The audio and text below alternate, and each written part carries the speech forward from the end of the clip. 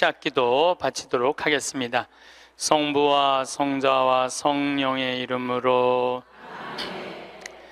사는 게 힘들다고 말한다고 해서 내가 행복하지 않다는 뜻은 아닙니다. 내가 지금 행복하다고 말한다고 해서 나에게 고통이 없다는 뜻은 정말 아닙니다. 마음의 문 활짝 열면 행복은 1000개의 얼굴로, 아니 무한대로 오는 것을 날마다 새롭게 경험합니다. 어디에 숨어있다 고운 날개 달고 살짝 나타날지 모르는 나의 행복과 숨바꼭질하는 설렘의 기쁨으로 사는 것이 오늘도 행복합니다. 영광이 성부와 성자와 성령께. 성부와 성자와 성령의 이름으로. 이건 내 기도가 아니고 이혜인 수녀님의 기도예요. 네, 수녀님이 너무너무 아름다운 글을 써갖고 참 수녀님 항상 행복 얘기 많이 하시죠. 수녀님도 투병하시면서도 이렇게 멀리서 제가 이렇게 뵈면은 정말 하느님의 행복을 나눠주는 분 같아요. 자, 그렇다면 우리 인간은 잘 죽으려면 잘 살아야 돼요. 잘 사는 사람이 죽을 때 행복하게 죽을 수 있습니다. 이 세상에서 보통 안 먹고 안 마시고 안 놀고 고생한 사람이 70살에 당신 암이라고 그러면은 이분들이 공통적으로 하는 얘기가 있어요. 나는 억울해서 못 죽는다고. 공통적으로 하는 얘기가 그 얘기예요. 평생 고생만 하고 살았는데 나는 억울해서 못 죽는다고. 나는 호강해야 된다고. 이때부터 산삼을 캐와라, 좋은 의사를 대라, 다 소용없는 짓이에요. 그러니까 암 걸리기 전에, 당신 죽는다는 얘기하기 전에 이 삶을 만끽하고 삶의 기쁨 속에서 사실 필요가 있다는 겁니다. 그럼 우리나라 1살서부터 30살 행복하냐? 30살서부터 60살 행복하냐? 60살서부터 120살 행복하냐 이거예요. 제 얘기는 제가 왜 120살이라고 말씀드리느냐 하면 20년 전에 제가 강의할 때 앞으로 100세 시대 올 겁니다 라고 말씀드렸을 때 많은 할머니들이 이렇게 말했어요. 신부님, 끔찍한 소리 하지 마세요. 무슨 100살을 살아요? 그런데 요즘 텔레비전에 100세 안보장, 100세 연금보장 나와요 안 나와요? 나오죠? 이런 거 나올 줄 꿈에도 몰랐을 거예요. 그럼 앞으로 20년 후에 텔레비전에서 100세 안보장, 100세 연금보장 나올까요? 20년 후에는 120세 안보장, 120세 연금보장 나오게 돼 있어요. 그렇다면 지금 60대신 분들은 앞으로 몇 년을 더 살아야 되느냐면은 60년을 더 살아야 돼요. 60년을. 아까 첫 시간에 제가 이런 말씀 드렸어요. 남편하고 자식들을 위해서 전부 바치지 말라고. 얼마만 바치라고? 반만 바치라고. 반은 누구를 위해서 남겨놔야 돼? 나를 위해서 남겨놔야 돼요. 내가 행복해야지 남편도 행복하고 자식도 행복한 거예요. 내가 불행한데 어떻게 남편하고 자식이 행복할 수 있습니까? 우리 부모님이 80 넘어 돌아가셨다. 한번 손 들어보세요. 80 넘어 돌아가셨다. 우리 부모, 이렇게 많아요. 부모님이 90 넘어 돌아가셨다. 손 들어보세요. 손 내리시고, 우리 부모님이 아직 90이 넘었는데 아직도 살아계시다. 손 들어보세요. 자, 혹시 우리 부모님 아니라 이모, 고모라도 100살이 넘은 사람이 있다. 한번 손 들어보세요. 거긴 몇 살이에요? 104살. 그 뒤에 분은 101살. 네. 보통 제가 이렇게 강의할 때 2분 정도 100살 넘은 부모님 있다고 얘기를 해요. 2분 정도. 무슨 얘기냐면은 지금 한국에 100살 넘은 사람이 몇 명이냐면 2만 명이에요. 2만 명. 100살 넘은 사람이, 아니 옆에 아무나 100살 넘은 사람이 있으니까 2만 명이 넘어요. 그럼 앞으로 20년 후에는 내가 보기엔 20만 명 훨씬 넘어요. 여기 그 대상자들 전부 앉아 있는 거예요. 대상자들 전부 앉아 있는 거예요. 그러면은 1살서부터 30살 행복하냐? 1살서부터 30살은 뭐 해야 되는 나이냐면은 엄마 아빠, 중요한 건 친구들하고 먹고 마시고 놀아야 되는 나이예요. 여러분들 사람이 되려면 책상 안에서 공부를 해야지 사람이 되는 게 아니에요. 사람이 되려면은 친구들하고 어우러져서 뛰어놀아야지 사람이 돼요. 엄마 아빠랑 그 정을 느끼면서 뜨거운 어머니의 사랑, 아버지의 사랑을 느끼고 살아야지 사람이 되는 거예요. 책상 안에서 공부만 한다고 사람이 되는 게 아니에요. 근데 초등학교 1학년 애가 엄마 아빠 친구들이랑 좀 먹고 마시고 놀라고 그랬더니 엄마 아빠가 이렇게 말합니다. 이놈의 새끼야, 네가 지금 먹고 마시고 놀 시간이 어디 있어? 공부해야지. 초등학교 1학년 애가. 제가 한동안 영어학원을 다녔어요. 잠비아 이제 가느냐고. 영어학원 이제 지하에다 주차를 해놓고 1층에 애들이 타요. 애들이 타면 초등학교 애들이 타는 거죠. 영어학원 온다고 타는데 요만한 애가 가방을 2개를 메요. 앞에 하나, 뒤에 하나. 내가 물어봐요. 너 몇 학년이냐? 초등학교 1학년요. 그래요. 이거 가방을 왜 2개냐? 이거 학교 가방, 이거 학원 가방. 딱 그래 애들이. 또 요즘 애들 중에 내가 너무 놀란 애들이 있어. 들어올 때 보면은 가방 안 메고 와요. 여행용 캐리어를 끌고 들어와. 여행용 캐리어를. 네, 캐리어를 끌고 다니는 애도 있어요. 보면은. 이거 초등학교 애가 학원을 13개까지 다니는 애를 봤어요. 얘는 엄마 아빠 친구들이랑 먹고 마시고 놀 시간이 없는 애예요. 중학교 올라가면은요, 중학교 올라가면은 자율학습 해야지, 보충학습 해야지, 학원 다녀야지. 엄마 아빠랑 먹고 마시고 놀 시간이 어디 있어? 얘는, 인간은요 언제 행복하냐면은 먹고 마시고 놀 때 행복한 거예요. 이거는 내가 요즘 인문학 교수들 얘기를 들어보면 결론은 그거야. 근데 너는 나중에 행복해. 넌 지금 나중에 행복하려면 지금 먹고 마시고 놀지 말어. 그래갖고 먹고 마시고 놀지 못하게 해요. 그럼 너 서울대학 가서 먹고 마시고 놀아. 그럼 우리나라 서울대학 가는 애들은, 공부하는 애들의 0.5%만 서울대학을 가요. 99%는 서울대학 못 가요. 99%는 가지도 못할 서울대학 때문에 20년 인생을 다 날려버리는 거예요. 얘네들은 먹고 마시고 놀지 못하는 거예요. 그래서 얘네들 안에 뭐가 없느냐면 기쁨이 없어요. 얘네들 안에 뭐가 없느냐면 행복이 없어요. 친구가 있어야지 사람은 행복한 거예요. 우리나라 요즘 대통령 참 처지가 아주 애처롭게 됐죠. 이유가 뭐예요? 친구가 없어서 그런 거예요. 대통령에서 쭉 자랐고 결국은 자라고 난 다음에도 가까이 할 수가 없었던 여건이에요. 친구가 없는 사람은 판단력이 떨어지게 돼 있어요. 친구가 없는 사람은 정보가 취약할 수밖에 없어요. 그 부모로부터 받은 후광 외에는 아무것도 없었던 거예요. 지금 와서 보니까. 여러분들 자식들도 정말로 답답하게 키우고 싶으면 계속 학원 보내면 돼요. 예. 그러면은 우리 대통령 같은 모습으로 나중에 변할 거예요. 그러니까 제일 중요한 거는 먹고 마시고 노는 거예요. 그럼 얘가 30년 동안 30살 이후부터 너 행복해야 돼. 그래서 30살부터 얘가 삼성에 취직해갖고 행복할 수 있다고 생각하세요? 우리말에 이런 말이 있어요. 먹어본 놈이 먹고 놀아본 놈이 논다고. 먹고 마시고 노는 것도 아무나 먹고 마시고 노는 게 아니에요.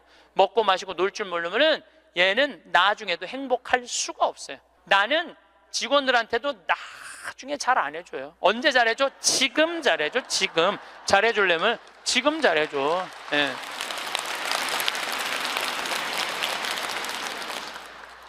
나는 가끔 무슨 공항에 20년 동안 청소하는 아줌마들 140만 원 월급 준다는 게 난 이해가 안 되더라고요.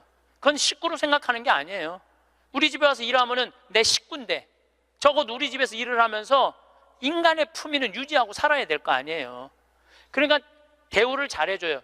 그런데 저는 학벌을 참 싫어해. 내가 아주 공개적으로 강의 때 얘기하잖아요. 난 서울대학 싫어한다고. 싫어해요. 저는 내가 서울대학 1년에 한 번씩 특강 꼭 가지만 그래도 싫어해요. 그래도 싫어해요. 예. 그래서 우리는 학벌을 따지지 않아. 직원 채용할 때 서울대학을 나왔든 유학을 갔다 왔든 이대를 나오든 연대를 나오든 일반 대학을 나오든 중학교를 나오든 고등학교를 나오든 초등학교를 나오든 첫 월급은 똑같아. 다 210만 원이에요. 아무리 잘났어도 210만 원, 아무리 못났어도 210만 원. 거기서부터 내가 평가하겠다는 거예요. 그리고 왜 내가 학벌을 따지지 않느냐 하면은 매주 띄우는데 뭐하러 서울대 졸업장이 필요해? 매주만 잘 띄우면 되지. 그렇지 않아요? 아니 매주가 서울대생만 보면 나 잘 떠야 되겠다 이래요? 나는 행복한 사람이 매주도 잘 띄우더라고. 보니까 이번에 우리 생태마을에서 깻잎을 4.5톤을 땄어요. 깻잎 장아찌 하려고 4.5톤 어마어마하게 땄어요. 그런데 깻잎 따는데 뭐하러 그놈의 2대 졸업장이 필요해? 그냥 그 2대가 뭐라고 그 온 나라를 뒤집어 가면서 2대 집어넣어 갖고 참 웃기지도 않아. 우리는 깻잎 따는데 2대 졸업자 필요 없어. 뭐만 잘하면 돼? 깻잎만 잘 따면 돼. 깻잎만. 그런데 우리 생태마을에 이렇게 대우가 좋고 나는 나름대로 어제도 제가 새벽에 부모님하고 좀 어디를 좀 갈 일이 있어갖고 새벽 4시에 집을 나오는데 별이 이게 여러분들하고 같이 나누고 싶어. 근데 새벽 4시에 평창에 있어야 돼. 그 시간에 얼마나 영롱하고 아름다운지 참 좋아요. 너무너무 행복한 곳이에요, 우리 생태마을. 그런데 우리 생태마을에 누가 남아서 일을 하느냐? 가만히 봤더니 이제까지 200명도 더 왔다 가고 이력서도 이렇게 쌓여 있어요. 취직하겠다고. 근데 결국은 어떤 사람이 남아있느냐 하면은 부모님하고 친구들하고 어렸을 때 먹고 마시고 논 애들이 남아서 일하더라고요. 간혹 저한테 신부님 우리 애가 우울증이에요. 우리 애가 왕따 당했어요. 우리 애가 컴퓨터 중독이에요. 우리 애가 알코올 중독이에요. 신부님 사람 하나 살리는 셈 치고 우리 애 좀 받아주세요. 내가 또 마음이 약하니까 받아줘요. 받아주면은 3개월 이상을 못 버텨요. 본인이 그런다고 생태마을의 환경이 아무리 좋아도 그렇게 내가 아까 얘기했죠. 먹어본 놈이 먹고 놀아본 놈이 노는 거라고. 어렸을 때 불행하게 자란 애들은요 그 공동체 안에서 직장생활 못해요. 아니 KBS에서도 실험을 했잖아요. IQ 좋은 애, 성적 좋은 애, 생활기록부 좋은 애, 이거 쉽게 말하면 먹고 마시고 노는 애. 초등학교 6학년 때 요 성적표를 가지고 30년 후에 추적을 해봤어요. 누가 행복하게 사나? 그랬더니 IQ 좋은 애도 아니고 성적 좋은 애도 아니고 뭐 좋은 애야? 생활기록부 좋은 애, 먹고 마시고 노는 애들이요 결국은 잘 살더라 이거예요. 결국은. 그러니까 여러분들 자식들한테 너 공부 잘해야지 행복하다는 얘기는 틀린 얘기예요. 이 얘기가 핀란드에서는 이미 결론이 난 거예요. 핀란드는 초등학교 입학 조건이 뭔지 아세요? 잘 노는 애. 잘 노는 애가 입학 조건이에요. 입학 애 이제 학생들 뽑으려고 전부 다 애들이 와 있잖아요. 근데 놀이시설을 딱 놀게 해요. 근데 한 애가 안 놀아. 그럼 부모 불러갖고 뭐라고 그러는지 알아요? 얘 유치원에 다시 보내라고. 왜 우리 애가 유치원에 가? 얘는 지금 노는 법을 모른다고. 놀아야지 사람이 되는 거예요. 놀아야지. 근데 우리는 먹고 마시고 노는 일을 아주 우습게 보는 거예요. 우리나라가 독일보다 4개월을 일을 더 해요. 4개월을 일을 더 하고 미국보다 3개월을 더 일을 해요. 1년에. 그런데 우리가 독일보다 잘 살아요? 미국보다 잘 살아요? 그렇게 뼈 빠지게 일을 하는데도 일한다고 돈 버는 게 아니에요. 제가 아주 재미난 일이 있었어요. 신나는 일이죠. 잠비아에 이제 우리 치과 의사들이 이번에도 1,400명 환자를 봤어요. 안과 의사 2분, 치과 의사 9분이 환자를 1,400명을 봤어요. 일주일에. 어마어마하게 환자를 봤죠. 근데 이제 그 의사 4년째 나 따라다니는 의사가 나 가기 전에는 맨날 신부님 나 비행기에서 떨어져서 죽었으면 좋겠어요. 차가 와서 쳐서 죽었으면 좋겠어. 그랬던 의사예요. 근데 잠비아 봉사활동 가면서부터 사는 게 즐거운 거야. 내 걸 나누니까 자기 존재의 의미가 있는 거예요. 근데 이 의사가 참 돈을 많이 버는 의사예요. 그런데 왜 죽고 싶으냐? 건물은 큰 걸 사놓고 그 빚을 해대느냐고. 화장실 가는 게 아까워갖고 물을 안 마셔. 오줌 누는 시간이 아까웠고 진료 시간이. 그러니까 사는 게 즐겁지 않은 거죠. 여러분들 인생에 정말 힘든 게 뭔지 아세요? 확장 이전이에요. 여러분들 괜히 아파트 20평에서 40평 넓혀가는 거, 장사 잘 되는 가게 10평에서 40평 넓혀가는 거 다 고통의 시작이야. 그냥 있는 데서 살아요. 뭐하러 확장 이전을 해. 행복하지 않았던 거야. 근데 잠비아를 떠나면서부터 사는 게 즐겁기 시작한 거야. 그리고 내가 얘기했어요. 인생은 화장실도 안 가고 진료하는 게 인생이 아니야. 먹고 마시고 노는 게 인생이야. 제발 먹고 마시고 놀아. 그랬더니 그때부터 먹고 마시고 놀기 시작하는 거예요. 일주일에 이틀 과감하게 놀고 1년에 성지순례 10일 나 따라가고 뭐 성지순례 뭐 다른 데 또 가고 뭐 호주 의사들 같이 여행 다니고 1년에 40일을 놀아요. 40일을 무지하게 노는 거예요. 그러니까 그 조카가 이제 군대 갔다 와서 아르바이트 하면서 그렇게 노니까 이모한테 그렇게 물어보더래요. 이모, 이 치과 월급은 나오는 거야? 이렇게 물어보더래요. 그런데 내가 물어봤어요. 그렇게 먹고 마시고 놀면서 진료할 때랑 화장실도 안 가고 진료할 때랑 어느 때 돈을 더 많이 버느냐? 그랬더니 요즘이 훨씬 많이 번대요. 그리고 세무서에서 연락 왔대요. 돈이 너무 많이 벌려갖고 세무조사 나올 테니까 직원들하고 또 어디 놀러 가라고. 그래서 이제 다음 달에 어디 정동진인가 직원들 데리고 놀러 간대요. 여러분들 집에서 청승 떨고 아무것도 안 마시고 지립대 일만 한다고 돈이 벌려지는 게 아니에요. 먹고 마시고 놀 때 돈도 많이 벌리는 거예요. 우리 생태마을 요즘 다 망한다고 그러잖아요. 우리 생태마을은 작년에 매출액이 45억이었는데 올해 50억이야. 50억. 얼마나 뭐 청국장 가루 깻잎 많이 팔리는지 몰라요. 하루에 2천만 원씩 팔려. 하루에 2천만 원씩. 요즘 내가 사장인데 내가 사장이 뭐 할 것 같아? 맨날 먹고 마시고 노는 거야. 맨날 먹고 마시고 노는 거야. 직원들 줄 거 다 주고 아끼지 않아요. 줄 거 다 주고. 그리고 이제 하도 이제 우리 신자가 아니라 비신자들이 물건을 많이 사니까 이제 사업자 등록을 해서 세금도 내요. 제가 세금을 내는데 1년에 2억 정도 세금이 나가요. 많이 나가요, 세금이. 그럼 우리 국장이 신부님 세금이 너무 많이 나가는데 현금은 신고하지 않아도 된다는 거예요. 그런 게 어디 있어? 현금도 다 신고해. 현금도 다 한 푼도 빼지 말고 다 야, 내가 신부로 사는데 왜 머리 복잡하게 살아? 그냥 있는 대로 보고하고 다 살아. 내가 세금 2억 내면은 국가가 그거 갖고 어려운 사람 도와주고 나라 돌아가는 거지.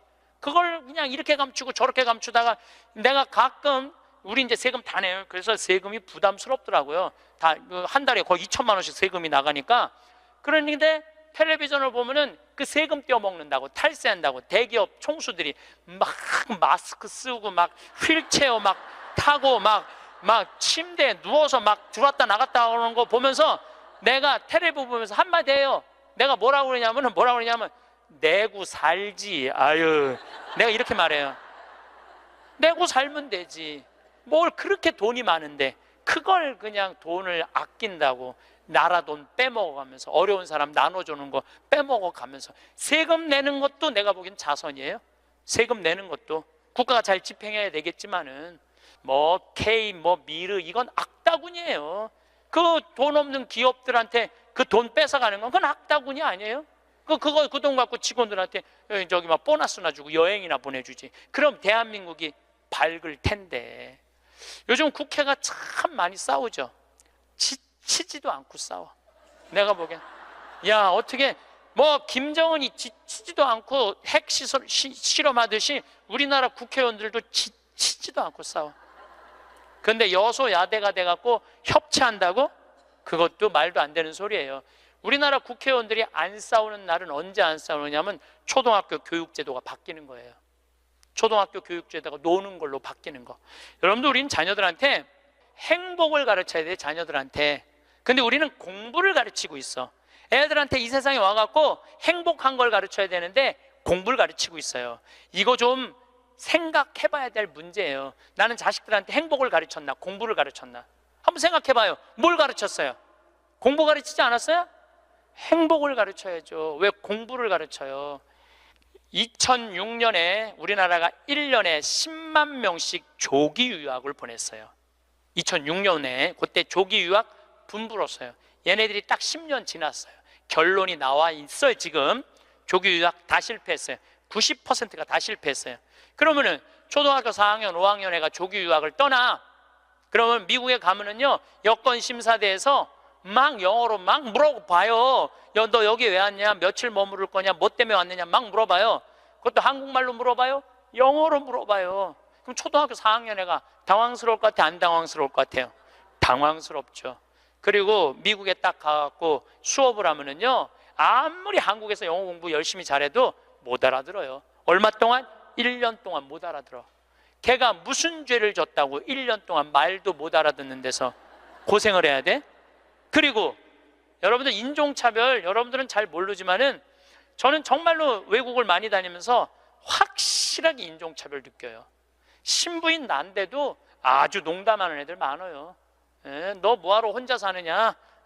막 하느님이 네 뭐 애인이냐? 막 이래가면서 웃기지도 않게 인종차별해요, 걔네들이. 그럼 초등학교 4학년 애가 그 인종차별을 다 겪는 거야.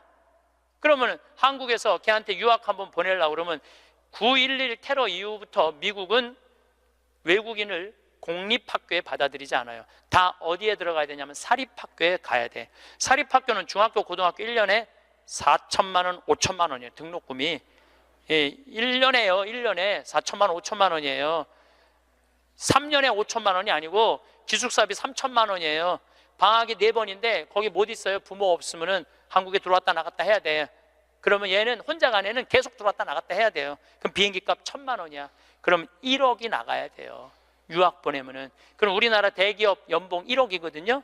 1억이면은요, 아버지는 아무것도 안 쓰고 얘한테 다 보내야 돼. 아버지는 아무것도 안, 아버지도 먹고 마시고 놀아야 되는 사람인데 그걸 못 하는 거예요. 그러니까 자식하고 마누라 보내면은요, 더 아무것도 못 해. 그러니까 친구들도 하루 이틀 같이 놀아주는 거지. 저녁 같이 술도 못 먹자고 그래요. 내가 기러기 아빠들이랑 술 많이 먹었어, 옛날에. 먹어보면 그 얘기를 하면 정말로 가슴이 아파요. 그러면은 하루 이틀 그러다가 이제 혼자 술집에 가는 거야. 혼자 술집에 뭐 장미 뭐 이런 데 가면은 그 아가씨가 아유 사장님 외로워 보여 이렇게 말하면은 내 마음을 알아주는 여자는 이 여자밖에 없구나. 그래서 뭐해? 사랑에 빠지는 거예요. 그걸 남들은 바람 핀다고 그러지. 그래서 바람 피는 거예요. 혼자 외로우니까. 인간은 어쩔 수가 없거든요. 그 시간에 집에 들어가갖고 아이하고 아내하고 해주는 거 맛있게 먹고 마시고 놀았으면 그 사람 바람 안 폈을 거예요. 대기업의 부장 정도 올라갈 사람이면 열심히 산 사람이니까. 그렇죠? 그러면은 애는 학교 가갖고 언어 안 돼, 인종차별 당해. 엄마는 또 미국 가갖고 애 학교 가면은 심심하잖아요. 거기서 또 놀고 있는 또 멀쩡하게 생긴 남자하고 또 외로우시겠어요, 사모님. 그럼 거기서 또 이제 또 바람 피고, 아빠는 한국에서 바람 피고 엄마는 미국 가서 바람 피고, 애는 인종차별 언어에 갖고 정신 우울증에 걸리고, 그런 일이 벌어진다니까요. 한두 집이 아니라니까요. 뭐를 위해서 애를 유학을 보낸 거예요? 뭐를 위해서? 다 집안 풍비박산 만들어 놓고. 그러니까 애한테 공부를 가르치면 안 된다니까요. 행복을 가르쳐야 돼요. 우리가 뭐를 해서 행복한지. 그래서 10년 동안 간 애들 중에 정말로 한국에도 아니고 미국에도 아닌 애들 많아요. 이건 아무것도 아니야. 대학 졸업하고 유학을 가면요, 얘 심지라도 있어요. 대학 졸업해서 유학 가는 애들. 근데 초등학교, 중학교 때 가는 애들은 심지도 없는 애들이야. 내가 한국인지 미국인지 구분도 안 되는 애들이야. 그래갖고 적응 안 되면은 중학교에 가면은 유학 온 한국 애들, 말 안 통하는, 영어 안 되는 애들끼리 모여요. 모여서 노래방 가고 한국 드라마 보고 술 먹고 담배 피고, 고등학교 올라가면 마약해요. 마약하면 또 걸리면 감옥에 갔다 왔다 하고. 정말로 이 아이의 출세를 위해서, 이 아이의 미래를 위해서 유학을 보냈는데 아버지도 바람피고 엄마도 바람피고 애는 마약하고. 이런 집이 한두 집이 아니라니까요. 너무너무 많은 거예요. 이런 집이. 성공하는 비율은 10%밖에 안 된대요. 10%밖에. 그러니까 90%는 다 망가지는 거야. 그래갖고 이제 한국에 돌아오면은 집안이 완전히 망가진 거야. 애는 집에서 나가지도 않고. 왜냐하면 유학이라는 건 갔다 왔는데 대학을 졸업한 것도 아니고 한국에서 취직되는 것도 아니고, 그러니까 아무것도 못하는 거야. 그래서 나한테 와서 신부님 얘 좀 고쳐달라는 거야. 자기가 10년 동안 망가뜨려 놓고 나한테 1시간 만에 고쳐달라는 거야. 내 안수하면 손에서 아무것도 안 나오는데 뭘로 고쳐 내가. 그런데 이제는 1년에 10만 명씩 가던 게 이제 3만 명밖에 안 가요. 왜? 실패한 게 결론이 났으니까. 나는 그러지 말자는 거예요. 그 1년에 1억씩 유학비 보낼 돈이 있으면 그 돈 갖고 한국에서 엄마 아빠 자식이랑 행복하게 먹고 마시고 놀으라는 거예요. 그럼 이 집은 깨지지도 않고 애는 아주 건강하게 자랄 거예요. 우리가 아주 중요한 거를 놓치고 있는 거예요. 별거 없어. 인생이 뭐 그렇게 복잡해? 그리고 여러분들 출세, 그것도 해봐야. 난 텔레비전 보면서 출세하는 거 하나도 안 부러워요. 뭐 민정수석 무슨 수석들 지금 그게 사람 사는 거예요? 저런 모습이? 차라리 그 자리에 안 가면은 거짓말도 안 할 거 아니에요. 그 자리에 가면 어쩔 수 없이 거짓말하고. 어떻게 보면 여러분들이 훨씬 행복한 분들이에요. 여러분들은 거짓말 일이 뭐가 있어? 누가 돈을 갖다 줘야지 안 받았다고 그러지. 누가 돈을 갖다 줘야지 안 받았다고 그러지. 참. 자, 그렇다면은 30살에서부터 60살은 행복하냐? 대한민국에. 자, 이 30살에서부터 60살은 저는 인생의 황금기라고 생각해요. 여러분들, 여행은 가슴이 떨릴 때 가야지 다리가 떨릴 때 가면 안 된다니까요. 근데 이때 가야 될 때야. 가야 될 때야. 그런데 자식 공부시킨다고, 자식 출세시킨다고 나는 안 먹고 안 마시고 안 놀아. 30년 동안 그랬어. 그럼 이 사람은 30년 동안 껍데기 인생을 산 거예요. 자기 인생 산 거 아니에요. 자식만을 위해서 살았다고. 나는 자식 하나 잘 되면은 엄마의 기쁨이라고 그러는데 그것도 옛날에 45, 46까지 살 때 얘기예요. 이제 여러분들 120살 살면은요 자식이 90이 돼버려요. 그 자식 출세하는 거 여러분들 행복하고는 아무 상관이 없어요. 70살, 80살 된 자식하고 90살, 100살 된 여러분들하고 아무 상관이 없어요. 어떤 아버지가 딸을 공부를 잘 가르쳐놨어. 서울대학을 졸업하고 삼성에 취직을 했어. 근데 이 딸이 잘난 척하고 남자 알기를 우습게 알고 시집을 한 거 혼자 사는 거야. 아버지는 딸이 시집 가갖고 손자도 좀 안겨주고 좋은데 시집 가갖고 자기 호강도 시켜주기를 바랬는데 이게 혼자 사는 거예요. 설날 왔어 딸이. 그래서 아버지가 한마디 해요. 너 뭐가 부족해서 시집 안 가고 혼자 살고 있느냐고. 제발 시집 좀 가라고. 네가 학벌이 부족하냐, 미모가 부족하냐, 뭐가 부족한데 시집을 안 가냐고. 그랬더니 딸이 아버지를 보고 한다는 소리가, 아버지 답답한 소리 하지 말라고. 요즘 시집 가는 게 얼마나 힘든 줄 알아요? 뭐가 힘들어? 넌 부족한 거 없어. 다 갈 수 있어. 그랬더니 아버지 한심한 소리 하지 말라고. 아버지 대통령도 못 간 시집을 내가 어떻게 가? 생각해보니까 대통령도 시집도 못 가고, 시집만 못 가. 요즘은 아주 그냥 처지가 아주 곤궁하게 됐잖아요. 뭐 그래 또 아버지가 질 수가 있어? 그래서 한마디 더 해요. 그래? 그렇다면은 네가 그렇게 시집 안 가고 혼자 살 거면 너도 대통령이라도 좀 해보라고. 아버지도 좀 최순실처럼 호강 좀 해보게. 그랬더니 딸이 아버지 보고 한심한 눈으로 쳐봐도 한마디 더 해요. 아버지 답답한 소리 하지 말라고. 뭐가 답답한 소리야? 아버지가 대통령을 했어야지 나도 해볼 거 아니냐고.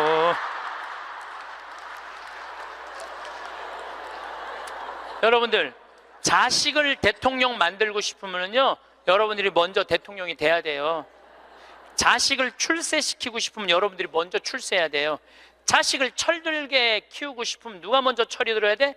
여러분들이 먼저 철이 들어야 돼. 그런데 여러분들이 30살부터 60살까지 자식 출세만 바란다고 빈 껍데기로 30년을 살았어. 근데 여러분들이 철이 들 것 같아요? 지금 대한민국에 30살부터 60살 철든 사람이 얼마나 있을 것 같아요?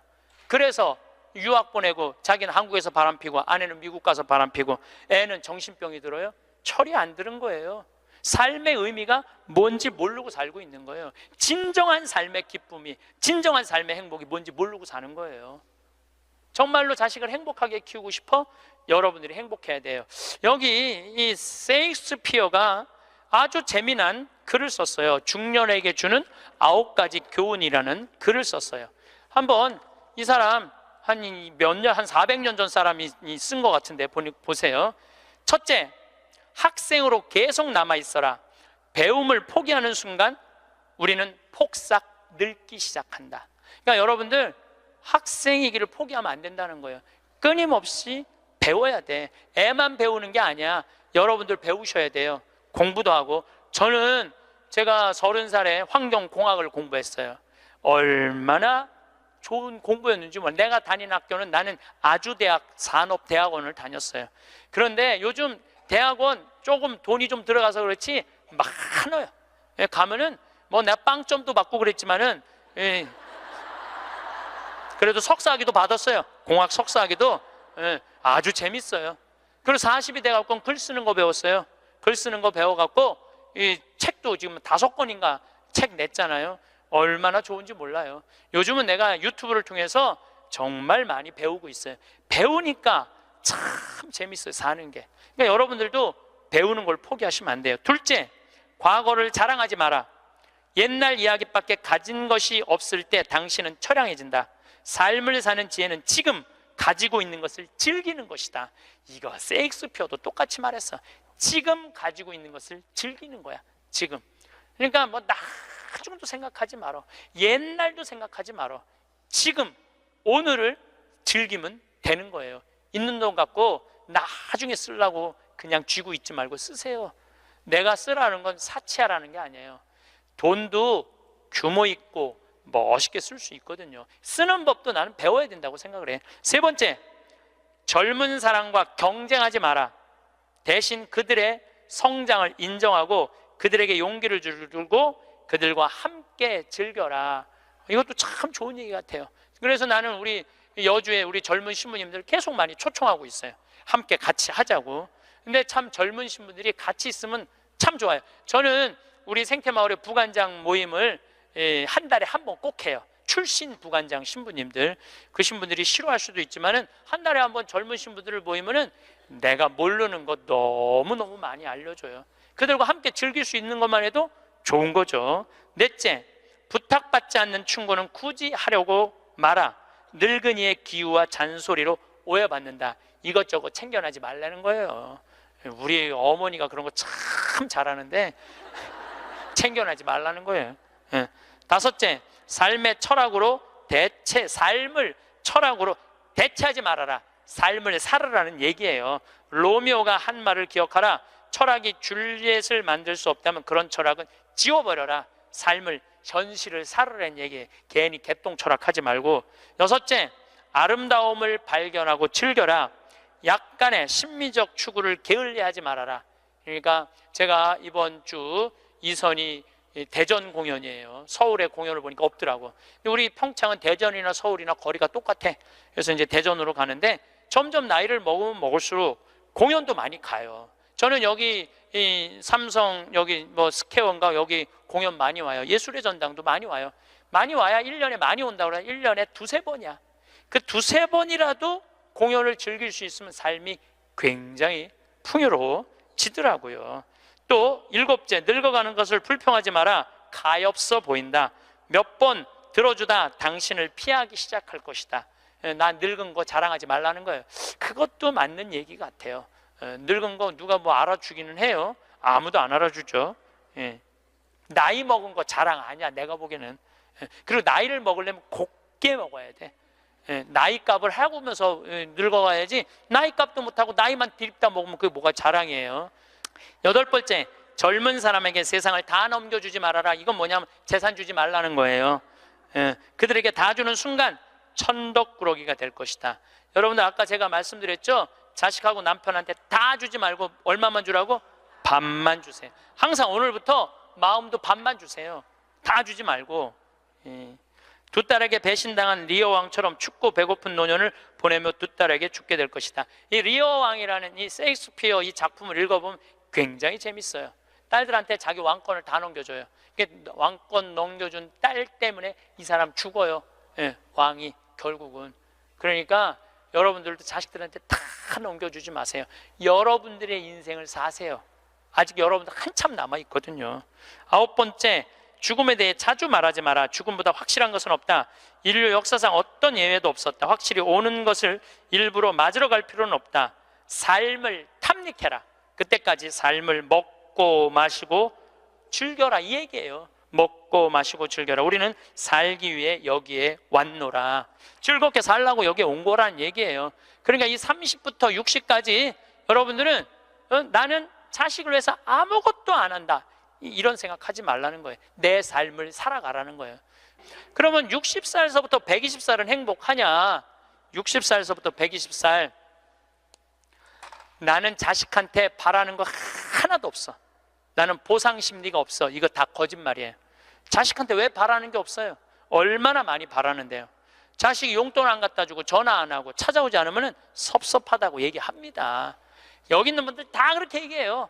얘기 안 하는 분들 거의 없다고 보면 돼요. 그런데 여러분들 60살서부터 120살까지 어떻게 자식이 60년 동안 효도를 할 수가 있어요?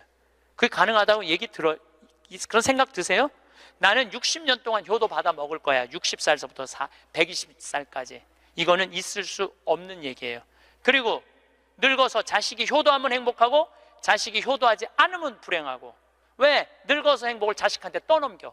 그냥 내가 행복하면 안 돼요? 왜 자식한테 그걸 힘든 걸 넘겨요? 그리고 여러분들 자식들 중에 여러분들 집에 태어나고 싶어서 태어난 놈은 한 놈도 없어요. 여러분들이 좋아서 난 거지. 그러니까 뭘로 끝내야 되냐면 키운 걸로 끝내야 돼. 그런데 보상 심리가 있어요. 내 자식이 의사야. 그러면 내 주머니에 돈이 1,000만 원 있어도 이 할머니 절대 너 돈으로 가서 안 사 먹어. 뭐라고 그러냐면, 왜 내가 내 돈 주고 사 먹어? 잘난 의사 있는데. 나는 의사 아들이 와서 사줄 때까지 나는 기다릴 거야. 기다려. 1년이고 2년이고 기다려. 의사 아들이 와서 사줄 때까지. 근데 여러분들 자식이 무슨 무당이야? 막 수술하다가 엄마가 오늘 갈비 먹고 싶어 하네? 내가 가서 갈비 사줘야지. 전화해요. 엄마, 내가 막 수술하다가 생각이 나는데 엄마 오늘 갈비 먹고 싶었지? 내가 오늘 가서 사줄게 라고 전화하는 자식은 대한민국에 단 한 명도 없습니다. 지금 70, 80 된 나 갈비 먹고 싶은 거 누구만 알아? 나만 알아요. 여러분들 이걸 아셔야 돼요. 여러분들은 자식 생각밖에 없지만 자식은 여러분들 생각 없어요. 그건 확실합니다.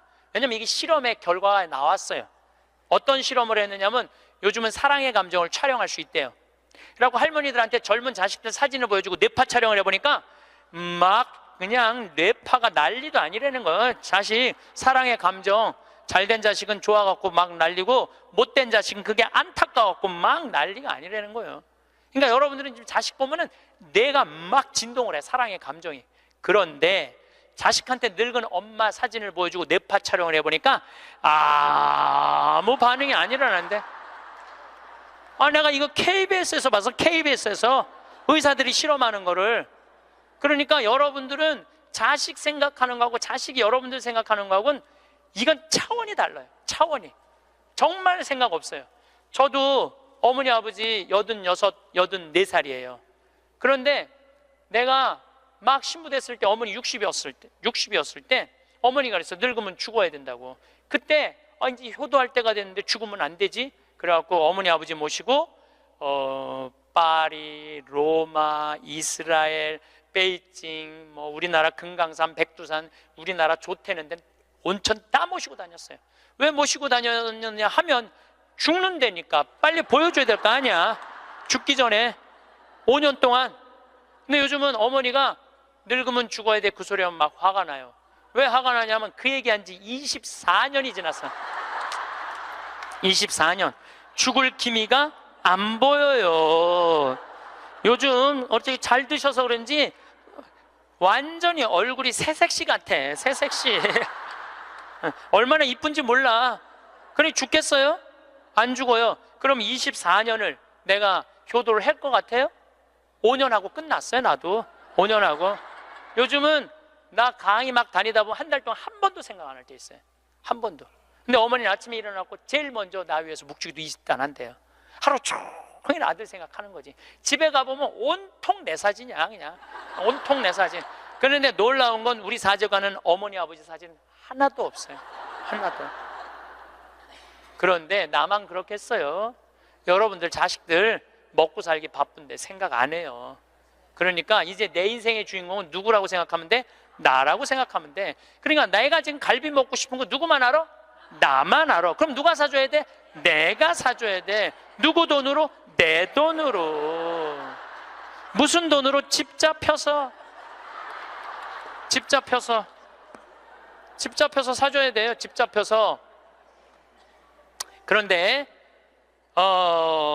우리나라 노인이 지금 700만 명이에요. 65세 이상이. 그러면은 부부가 산다고 하면 350만 세대죠. 350만 세대 중에 집 잡혀서 주택연금으로 사는 세대는 3만 5천 세대에 지금. 그럼 100명 중에 1명만 연금으로 사는 거예요. 자, 나 65세 넘었다. 한번 손 들어봐. 65세 넘었다. 왜 손 안 들어? 여기 지금 다 내 눈에 보이는데 이렇게 많아. 자, 손 내리세요. 자, 이 중에 나 정말로 집 잡혀서 연금으로 생활하고 있다면 손 들어보세요. 지금 한 분, 두 분, 그러니까 제 말이 세 분, 네 분, 제 말이 맞아요. 지금 여기 한 1000여 분 있는데 거의 100명 중에 1명만 집을. 그런데 이 집 잡혀서 사는 분과 집 안 잡혀서 자식한테 물려주겠다는 분하고 삶의 질은 또 달라요. 집 잡혀서 한 달에 150만 원에서 200만 원을 받아 사는 사람들은요, 근심 걱정 하나도 없대요. 마음이 그렇게 편안하대요. 그런데 자식들 용돈 받고 집 물려줄 생각으로 용돈 받고 사는 분들은 어떤 달은 자식이 10만 원도 갖다 주고 20만 원도 갖다 주고. 우리나라 평균 용돈이 10만 원이에요. 평균 부모님한테. 그럼 20만 원도 갖다 주고 30만 원도 갖다 줘. 근데 어떤 달은 100만 원도 갖다 줘. 100만 원도 갖다 주면 이 할머니가 그 돈을 못 써요. 왜 못 쓰는 줄 아세요? 다음 달에 얼마를 갖다 줄 줄 알고 이거 홀딱 닦았어. 그냥 계속 불안하게 사는 거야. 계속. 그럼 늘 불만 속에서 사는 거야. 내 인생의 주인공은 난데 남한테 계속 기대고 사는 거예요. 그러시지 마세요. 내 강의를 듣고 정말로 당신 스스로 갈비를 사 먹으러 간 할머니들이 나한테 편지 많이 해요. 또 찾아도 많이 와요. 신부님 말대로 내 돈으로 사 먹어보니까 인생이 바뀌더래요. 어떻게 바뀌느냐면 더 이상 자식 기다리지 않게 되더래요. 그리고 더 이상 원망하지 않게 되더래요. 더 이상 섭섭한 거 없더래요. 그냥 내 돈 갖고 내가 사 먹으면 되지. 대신 너는 나한테 재산 끝이야. 이렇게 딱 정리가 되고 나니까 너무 편안하더래요. 그리고 남은 인생은 내가 책임질 수 있겠다라는 자신감이 생기더래요. 그래서 너무 감사하다고. 너무너무 감사하다고. 아니, 그 할머니 중에 내 강의에 딱 맞는 할머니 한 분 오셨어. 여기 여의도에 사는 분인데 개신교 다니는 분이야. 순복음교회 다닌대요. 빌딩이 3개가 있대. 우리 집에 왔는데 뭐 하여튼 에쿠스 뭐 900인가 뭐 리무진인가를 타고 왔는데 어마어마하게 좋은 차를 타고 왔어요. 예, 에쿠스가 아니라 제너시스. 기사를 대갖고 왔어. 근데 그러는 거예요. 신부님, 내가 40에 혼자 대갖고 아들 셋을 키웠다는 거. 신부님 말대로 의사, 교수, 사장이라는 거예요. 근데 2년 전까지는 내가 너희들 그렇게 키웠는데 왜 나 한번 안 찾아오느냐, 맨날 원망했대요.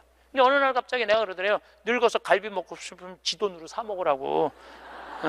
왜 자식을 기다리느냐고. 근데 자기 돈으로 사 먹어보니까 더 이상 안 기다려지더래요. 섭섭한 거 없더래요. 그리고 사는 게 너무너무 즐겁더래. 내 자식하고의 이런 관계를 끊고 내 삶을 살다가 보니까 걸리는 게 하나도 없대. 그러니까 여러분들도 그렇게 사셔야 돼요. 언제까지 자식하고 엉겨서 그걸 살 수 있다고 생각하세요? 그냥 내 인생의 주인공은 나야. 내가 알아서 살아야 돼. 그래서 여러분들, 여러분들의 인생을 꼭 사시기를 바랍니다. 성부와 성자와 성령의 이름으로 아멘. 행복합니다. 마지막 돌아갈 곳이 어딘지 분명히 알고 있는 사람. 돌아갈 곳이 어딘지 알아 그 길을 닦으며 사는 사람. 먼 여정에도 가지고 갈 것이라고는 남에게 베푼 것뿐인 사람. 가지고 갈 것이 하나도 없이 살아온 흔적조차 남기지 않는 사람. 살아서는 조롱과 부끄러움에 비틀거리지 않는 날이 하루도 없었나니. 영광이 성부와 성자와 성령께, 성부와 성자와 성령의 이름으로 아멘. 감사합니다.